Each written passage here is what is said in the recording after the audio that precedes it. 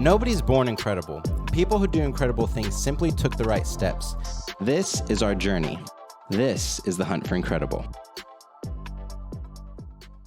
Today we're in the studio with someone ahead of their time.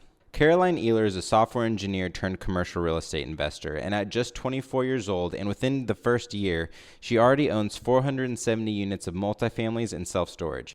What makes her story so great is how quickly she jumped into the space by strategically networking with high-caliber people, despite starting with no connections. Now, this is the first of 2 episodes where we talk about how exactly she went about doing that. In the next episode, we dive into the philosophy and mental models she uses to make decisions that enable her to move so quickly in life and business. Now, without further ado, here's my conversation with Caroline Ehler. Caroline, welcome to the show. Thanks for having me. Yeah, of course. All right, so I'm super stoked to chat about where you are in your journey of $9 million worth of assets under management. But I'd love to take a step back for a second and talk about what your background leading into that journey looks like. So how did you end up in getting into real estate? It's definitely sort of a long story, and that's had lots of twists and turns. They say getting to success is never linear, and I feel like that's definitely been the case for my journey with real estate. I definitely did not anticipate going into real estate. I was dead set on becoming an engineer. I had been wanting to be an engineer since early in times in high school, and eventually went to college for it. In college, I continued on this entrepreneurial journey where I had a lot of hobbies and tended to monetize them, but never actually turn them into a business. And so in college, one of those was wedding coordinating. And I did a couple weddings in college, just basically friends and family. And one of the wedding venues was on sale, and it was on sale for $100 million. And I had never heard of something cost that much before. So that blew my mind. It's a great wedding venue. It's one of the best wedding venues of my college town. So I was just so amazed by it. And at that point, I asked the venue coordinator, why is it on sale? And she said, it's just usually because the owner likes to flaunt his wealth and flaunt that it's $100 million rather than selling it. And he still hasn't sold it yet. But that's where I began realizing, why would I be the worker running this wedding when I could own the wedding venue and charge for weddings and make a crap ton of money every single weekend? So that started to pique my interest into getting into real estate, and how can I acquire wedding venues? How can I buy vineyards? That was just the original idea. And in that pursuit, right, COVID hit almost immediately. That was very difficult, because I think it made me lose my idea of becoming an engineer, and I started pursuing more of this idea of investing, because TikTok blew up. I got sent all of these investing TikToks and my algorithm did a good job to basically get me into real estate. So that was where I started pursuing it more. And with all the time we had in COVID, I realized I got to start learning how to invest. And so I figured I'd start with the stock market, because I didn't know how to read anything like candlestick charts or what that even looked like, and wanted to maybe day trade. And instead of day trading, I think I got one day into it, but while I was Googling what is investing, real estate popped up. So it lots of little things had to happen for me to realize that real estate was a great path. After I studied real estate investing in COVID, I got my real estate license the next year. And that was the couple months after I graduated college. And you don't need your real estate license to do anything regarding investing. But at that point, I had never owned property, bought a house, understood anything about financing or anything like that. And if you want that type of education, the fastest way to get it would probably be your real estate license, or just getting right into a real estate transaction. But at that time, I didn't have the resources or connections to be able to do that. So getting my real estate license was really helpful, just jumpstarting my career in real estate and meeting the right people and starting to gain mentors, even though they were all realtors, but that was really helpful. I had a mentor eventually say, your heart's not in this realtor thing. I can tell you're not doing it very well. And you need to go do what you want to do. What is it? And I said, real estate investing. That's why I got into this. He said, go to a Grant Cardone conference. I said, okay. My phone heard that. Because my phone heard that, it sent me a Grant Cardone ad because that man is everywhere. And I that night booked a trip to Miami to one of his real estate conferences. And that was the first real estate conference I ever went to. Met my business partners there. And the rest is history. 4 months later, I got into my first deal. That's amazing. So, and that was that a year ago or so? That was a year ago. Yeah. Okay, something that I think is important to touch on is your rate of progress in acceleration. So, you are 24 years old. Within a year, you are catapulted into this world, having a deep network of people. I remember one of the first calls that we were on, it felt like every 30 seconds, you're like, oh, you should meet this person. Oh, you should meet that person. And just like firing off connections to me. And I was like, dude, she has been in this space for 12 months and she's already like ripping through contacts and getting to know people and getting into deals. What was your initial outlook once you said, okay, I want to invest in real estate. I want to do this big. I don't want to be a worker in the space. I want to be an investor in the space. I want to build a system and machine that actually makes money for me and I just control and own that machine. What did that aha moment look like for you when you said, okay, this is what I want to do, and then it was catalyzed by pulling the trigger on the Grant Cardone conference? Yes. So at some point, I made the decision I have to be the person that owns real estate. I would love to make passive income. I have a heart for wedding coordinating. I think it'd be super exciting to one day have the best wedding venue somewhere. And so that was just the beginning, but it seemed so unattainable because I knew it was expensive to buy things like vineyards and wedding venues. There, you just need a lot of land a lot of times. And so I started really small. At the time, I was still in college and still living in my really, really disgusting college house. But I loved my landlord. He was awesome. And we calculated one night on the couch, how much does this man make off of us? There's no way the mortgage is $4,000 a month. That's what he was charging us. And we just figured like this guy's making like, $3K off of us probably every month. So that's when I was like, this has got to be one of the best gigs ever. He does almost nothing. He has like 30 houses. It's insane. So I had a lot of people in my life or just little moments where I realized this is something that I absolutely should pursue. TikTok reinforced it because it said things like 90% of millionaires are made through real estate. Okay, so it sounds like this is a good avenue. But when I was still researching, I started looking into the BRRRR method, just like my landlord. I looked at Airbnbs, but that sounded really scary and risky. And I honestly did not know what multifamily was. I didn't know what it was. I knew there was commercial real estate because of my like real estate license and stuff, but I didn't understand it. And when I was thinking about doing the BRRRR method, I realized my area is too expensive. I live in the suburbs of DC, and you really have to drive like 2 hours, an hour and a half to 2 hours outside of DC before you start getting into actually reasonably priced homes. The average price of my home, and I'm 40 minutes from DC, is the average is like 700K out here. And that's for like a townhouse. So it's not feasible to really start here, or at least I thought that. So if I was going to do the BRRRR method, I just knew it was going to take so much capital up front and I'd probably have to start investing out of state. And so that single question triggered the rest of my multifamily journey because I realized I need to learn how to invest out of state. I will go to this Grant Cardone conference. He'll teach me how to invest out of state. I'm sure of it. So I'm going to this conference. I literally wrote down in my notebook questions to ask. And one of them was how to invest out of state.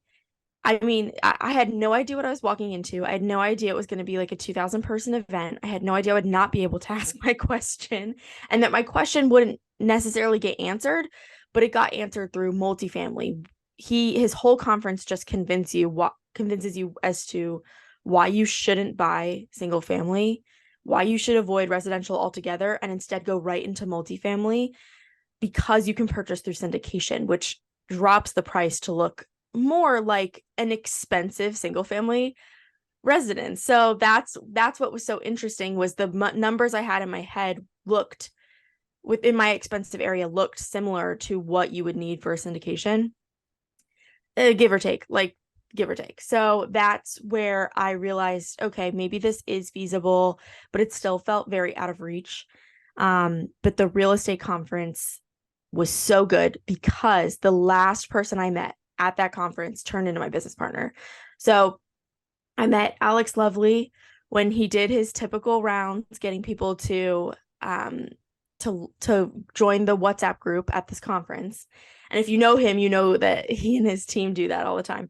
So that's when I met him, and I had a second conversation with him because my first conversation with him was very short, where I simply said, what is your shirt? And he had a shirt about gratitude, and I wanted to, like, I was intrigued to see if it meant something like faith or whatever. And he also has this huge like cross tattoo. So that was where I spoke with him, but he was still making his round. So I think he was distracted. I was determined to continue to meet other Christians at this conference because that was really meaningful to me. And so I went back up to him a second time and I said, wait, no, I wasn't done talking. I want to ask you more questions. Alex is young in the multifamily space, relatively young. So I think that also really intrigued me, was just finding younger people to work with. And that follow-up conversation has changed my life now.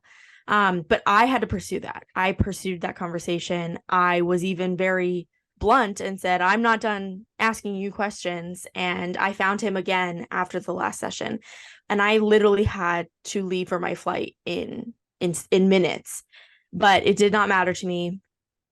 And I was determined to get closer and closer in proximity to him because he seemed like a good partner for me. And I really was I wanted to see if I could get into multifamily. I just wanted to see, like, it felt extremely far away and impossible. And maybe if I just work for 3 years, I'll get into it later.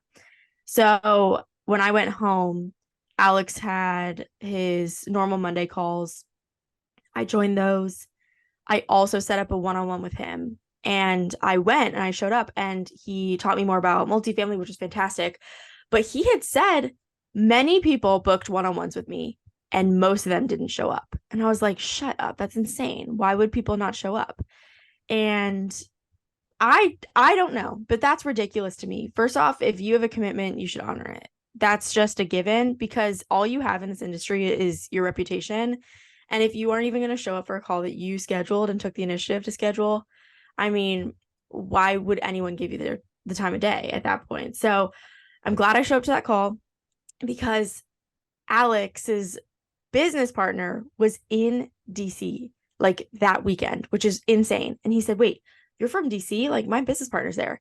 So I go and meet John Sidoti because he ends up setting us up. And I go to Tyson's, meet John, and John's literally the best person in, I think, this industry. He's so amazing. He's so selfless and he's a good leader. So it's just so exciting to work with him. And he was going to tour a property and I have a W-2 job, but he was touring a property the next day and invited me, which was in Baltimore, which is so far away from me. It's like 2 hours away.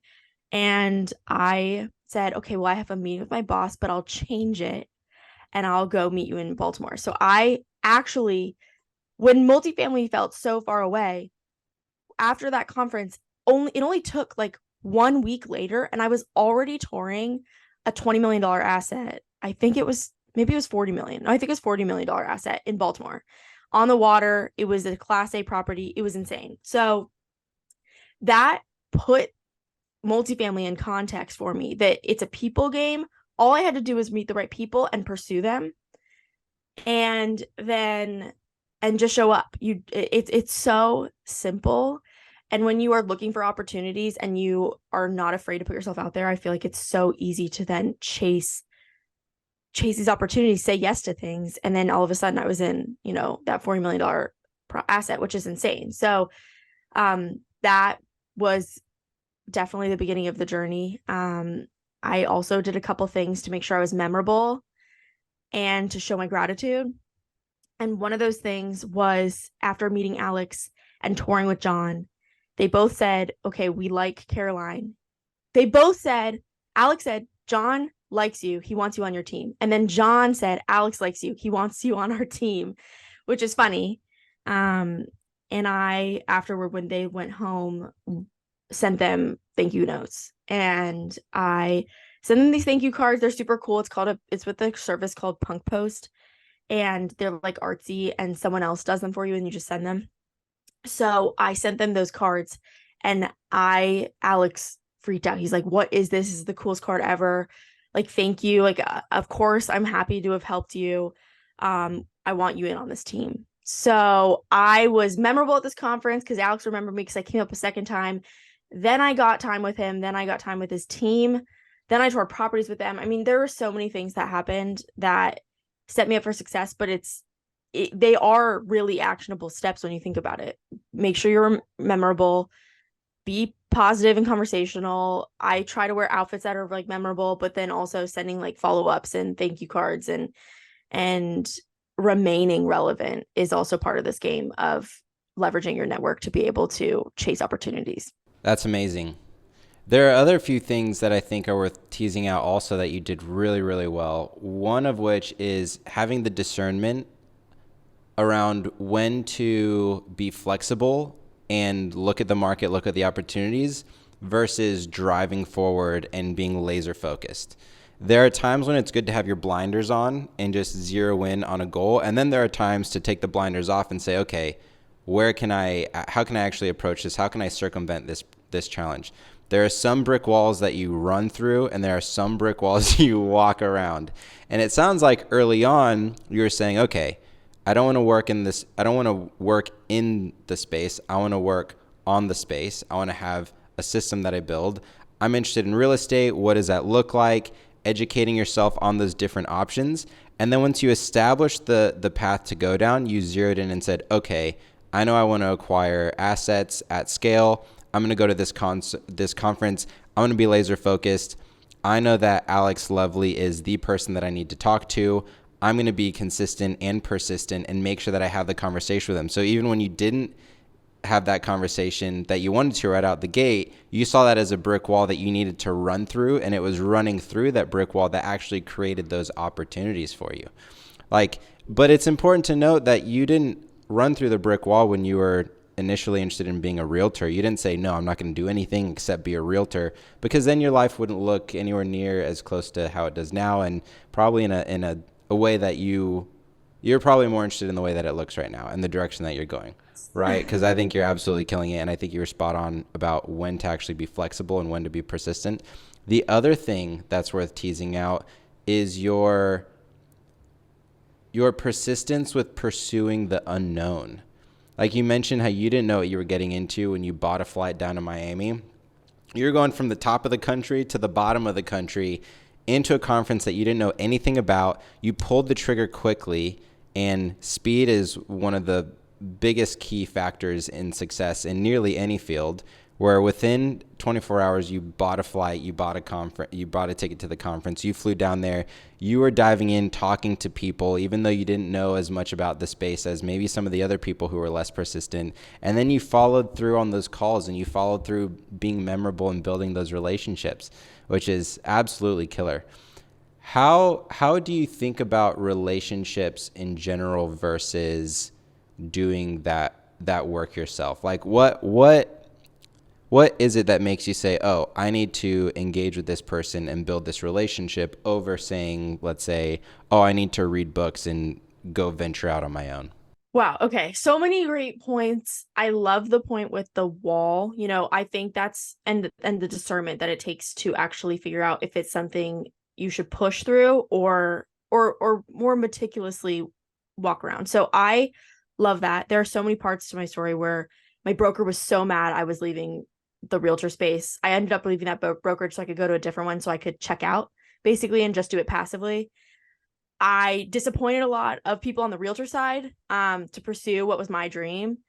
And booking that ticket, going like I didn't understand the concept of digital marketing before. So booking a ticket off of an Instagram ad felt very scammy. I didn't understand if this was actually going to be good or helpful. Turns out it was a fantastic conference. So that fear was, was dealt with very quickly, but everything was scary. And I can speak with such confidence now because it's worked. But every part of all of this was super duper duper scary. I mean, going up to talk to someone a second time already is like, it takes a lot of audacity to do that and like a lot of confidence to be able to go back up to someone. And it is scary when it's a stranger. And talking to a bunch of people at this conference, networking is always scary. Um, I don't want to leave out the fact that like in all these moments, my heart is pounding. And in the moments of driving 2 hours to meet someone I've never technically interacted with, like I'm a woman, I had my pepper spray, I had all, everyone knew where my location was.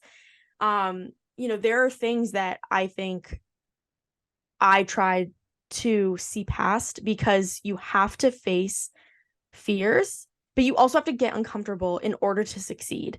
And I have a really, really low, or I guess high tolerance to something that I'm going to say yes to.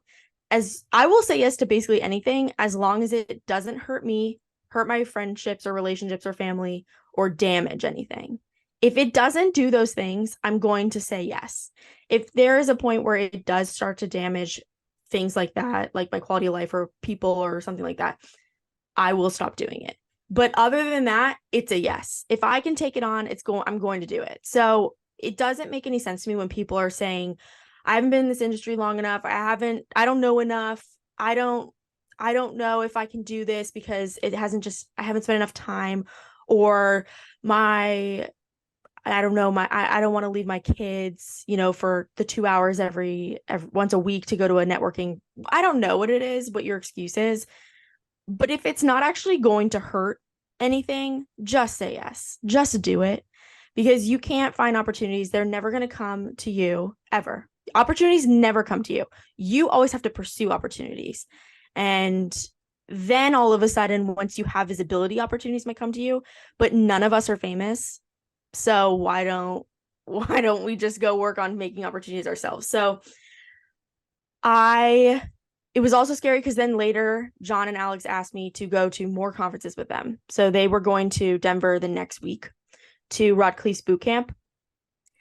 And I was like, I don't even know these people. They've been fantastic for the last 2.5 weeks, but I don't know them. Does it make sense for me to go spend, $2,000 to get to this conference? And then I guess I'm not gonna stay with them. I don't know what's going on. And I did it because I was free that weekend. That was it. That was the only reason I did it. I was free. And so I booked myself a flight. I figured that out with my W-2. Like I hopped on that plane, and Rod Cleef's boot camp is freaking fantastic.